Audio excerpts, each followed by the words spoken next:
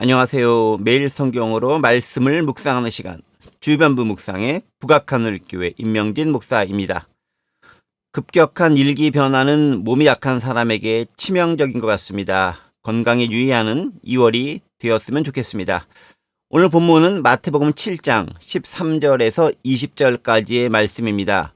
좁은 문과 거짓 선지자에 대해서 함께 생각해 보겠습니다. 먼저 본문 말씀 제가 읽어보겠습니다. 좁은 문으로 들어가라. 멸망으로 인도하는 문은 크고 그 길이 넓어 그리로 들어가는 자가 많고 생명으로 인도하는 문은 좁고 길이 협착하여 찾는 이가 적음이라. 거짓 선지자들을 삼가라. 양의 옷을 입고 너희에게 나아오나 속에는 노략질하는 일이라. 그들의 열매로 그들을 알지니 가시나무에서 포도를 또는 엉겅퀴에서 무화과를 따겠느냐. 이와 같이 좋은 나무마다 아름다운 열매를 맺고 못된 나무가 나쁜 열매를 맺나니 좋은 나무가 나쁜 열매를 맺을 수 없고 못된 나무가 아름다운 열매를 맺을 수 없느니라. 아름다운 열매를 맺지 아니하는 나무마다 찍혀 불에 던져지느니라. 이러므로 그들의 열매로 그들을 알리라. 아멘. 산상수훈은요, 윤리에 관한 내용을 담고 있지만 기본적으로 예수님의 제자로서의 삶의 지침을 제공해 주는 말씀입니다. 기독교인의 삶은 단지 윤리에만 국한되지 않습니다. 윤리는 인간의 지정의가 바탕이 된 인격적 판단으로 볼 때 선하냐 악하냐 혹은 이기적이냐 이타적이냐 등으로 옳고 그름을 분별합니다. 하지만 복음은요, 윤리 그 이상입니다. 윤리적이지 않다는 말이 아니라 윤리를 초월하여 윤리 그 이상의 삶을 우리에게 요구하고 있다는 의미입니다. 그것은 구원과 연관이 되어져 있기 때문에 그렇습니다. 단지 이 세상에서 잘 사는 것에만 국한되지 않고 구원의 여정에선 순례자의 삶 그리고 순례자의 자세 그것을 언급합니다. 그래서 산상수훈의 길은 어렵고 힘듭니다. 쉽지 않습니다. 하지만요, 이 말을 또 오해하면 안 됩니다. 이렇게 어렵게 해야 구원에 들어선다는 의미는 아닙니다. 구원은요, 선물로 받은 것입니다. 내 노력과는 상관이 없습니다. 다만 그 구원받은 자가 그 구원의 최종 목적지에 도달하는 과정에서 어떤 삶을 살아야 하는지는 별개의 문제라는 것이죠. 은혜로 받은 구원이 맞지만 삶이 그에 합당하지 못하다면 내가 진짜 구원받은 게 아니라 구원받은 것으로 착각 혹은 오해하며 사는 것일 수도 있다는 의미입니다. 왜냐면요, 결국 열매는 드러나기 때문에 그렇습니다. 열매를 알 수 있는 거죠. 열매가 없는데 구원받은 자라고 생각하며 사는 것 자체가 구원에 대한 몰 이해나 왜곡일 수 있다는 것이죠. 기억합시다. 구원은 은혜로 주어지지만 그건 결코 값싼 은혜가 아닙니다. 그 누구도 대신 치를 수 없는 독생자의 핏값으로 말미암는 결과, 그 혜택이 바로 우리가 누리는 구원이라는 사실입니다. 오늘 본문은 먼저 좁은 문으로 들어가라고 선포하고 있습니다. 이유는 간단하죠. 13, 14절을 보면요. 멸망으로 인도하는 문은 크고 그 길이 넓어 그리로 들어가는 자가 많고 생명으로 인도하는 문은 좁고 길이 협착하여 찾는 이가 적기 때문에 그렇습니다. 우리를 생명으로 이끄는 구원의 문, 참 애석하게도 그 문은 그리 크지 않습니다. 아니, 작습니다. 더불어 그 길도 좁고 협소합니다. 불편하고 힘듭니다. 그런데 멸망으로 이끄는 문은 어떨까요? 문도 클 뿐 아니라 길도 넓고 화려해서 찾는 사람이 많습니다. 구원의 길은 고독하고 외로울 수 있으나 멸망의 길은 절대로 외롭지 않고 오히려 시끌벅적합니다. 왜요? 사람이 많기 때문에 그렇습니다. 찾는 이가 많습니다. 정확한 비유인지는 모르겠지만 생명으로 인도하는 길과 문은 오히려 주류, 즉 메인스트림이 아닐 수 있습니다. 적은 무리가 찾고 그 길을 가기 때문에 그렇습니다. 바로 이 부분이 항상 우리에게 경각심을 주는 이유가 되죠. 다른 많은 사람들이 몰려간다고 해서 그게 옳은 길이 아닐 수 있다는 의미입니다.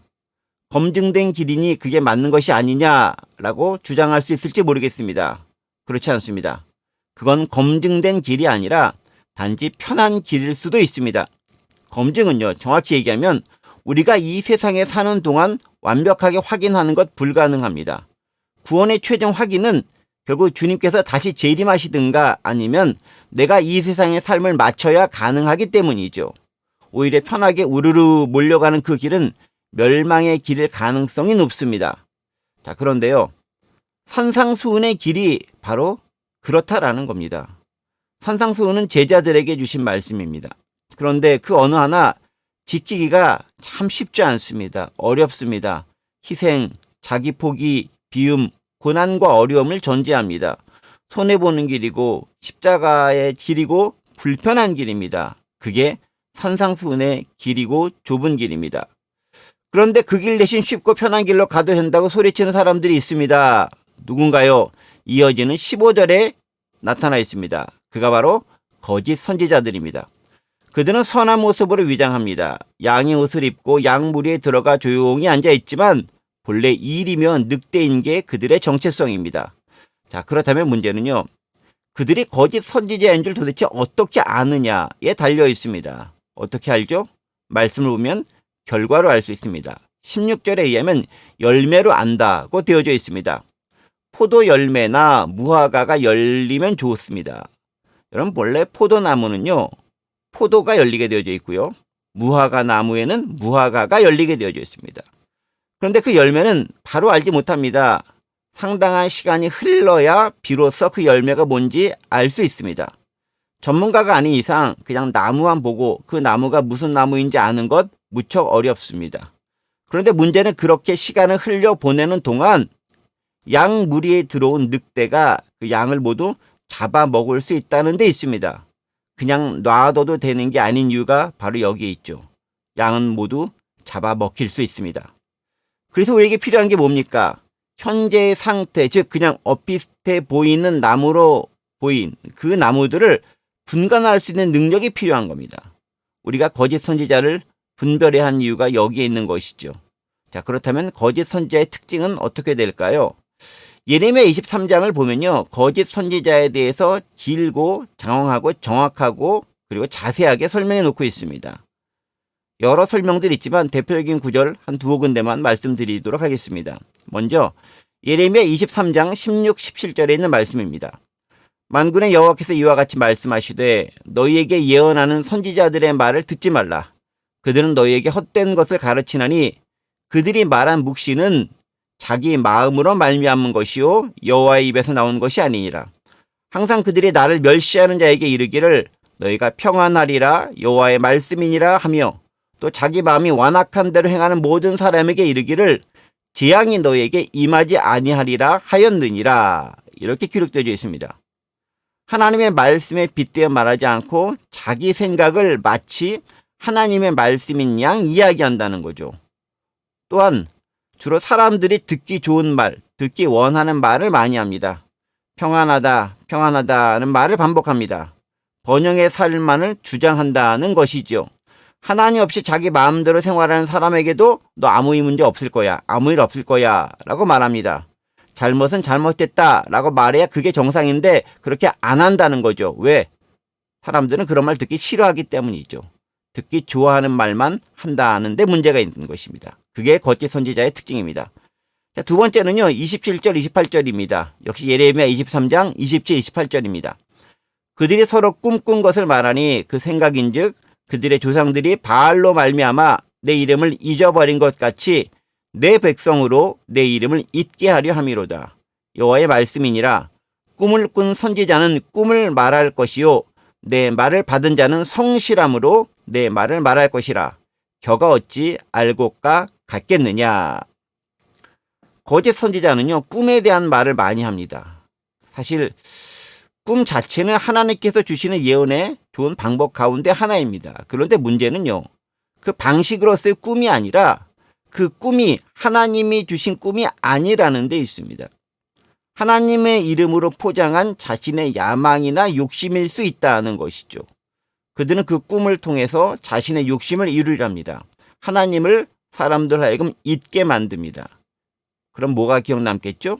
기억 남는 건 거짓 선지자의 말과 모습이고 하나님은 없습니다. 꿈과 비전을 많이 말하는 사람을 우리가 조심해야 하는 이유입니다. 알곡이 아닌 헛된 겨일 가능성이 많다는 것이죠. 자, 그럼 어떻게 증명할 수 있을까요? 우리는 순수한 동기에서 비롯되었는지를 살펴봐야 합니다. 순수한 동기는요, 아까도 말씀드렸듯이 자기 포기와 비움을 전제로 합니다. 제자로 따르려는 사람들에게 예수님이 요구한 게 뭐였습니까?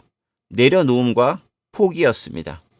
베드로, 안드레, 야고보, 요한을 부르실 때 그들은 자신들의 모든 소유를 버리고 예수님을 따랐습니다. 그리고 예수님의 방식에 순종하고 복종했습니다. 하지만 버리지 않는 자는 어떻게 됩니까? 결국 자아에 남아있던 그 욕심과 욕망으로 인해서 그의 부합된 길을 가기 마련입니다. 처음에 멋져 보였지만 나중에 왜곡된 길을 가는 많은 사람들이 있습니다. 여전히 포기와 헌신에 대해서 그들은 온전치 못했기 때문에 그러합니다. 꿈으로, 비전으로, 소망으로 위장했을 뿐 그 안에 감춰진 자기를 위한 욕망이 그를 사로잡기 때문에 그런 잘못된 결말을 보이게 되는 것이죠. 마무리하겠습니다. 제자의 길 쉽지 않습니다. 적당히 살아도 된다고 우리에게 위로하지도 않습니다. 좁은 길과 좁은 문으로 가는 사람이 그리 많지 않습니다. 하지만요, 대중은 쉽고 빠르고 편리한 길을 우리에게 요구합니다. 진짜는 그때 판가름 나는 것이죠. 대중이 원하는 길이 아니라 예수님이 제시한 길이 옳은 길이고 생명의 길이고 구원의 길입니다. 힘들지만 그 길을 한 걸음 한 걸음 또박또박 걸어 나갈 수 있는 저와 여러분이 되시기를 간절히 원합니다. 잠시 기도하겠습니다.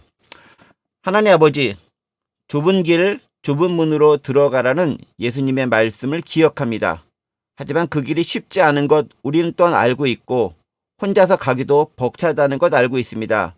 때문에 성령님의 도우심이 필요합니다. 함께하여 주시옵소서. 예수 그리스도의 이름으로 기도드립니다. 아멘. 오늘 하루 좁은 문과 좁은 길로 한 걸음씩 나아갈 수 있는 저와 여러분이 되기를 소망해 봅니다. 샬롬.